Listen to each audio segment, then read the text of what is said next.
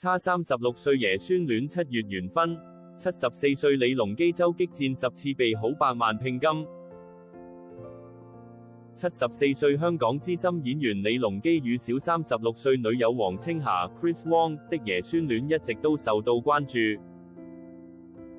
去年王青霞被控逾期居留、使用虛假文書及違反逗留期間接受工作等共7罪，被裁定5項罪成，合共判監25個月。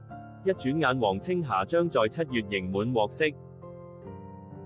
談到之後的生活，李龍基表示會先結婚，但婚禮不會辦很盛大，兩人都希望平平淡淡。之後會買台車到大陸旅行、遊山玩水。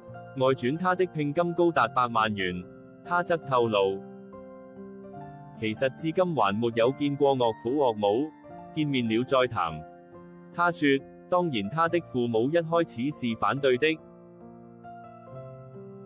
畢竟我們的年齡差距很大，但後來他的父母也開始接受我。為什麼呢？事實上他們改變不了他的女兒，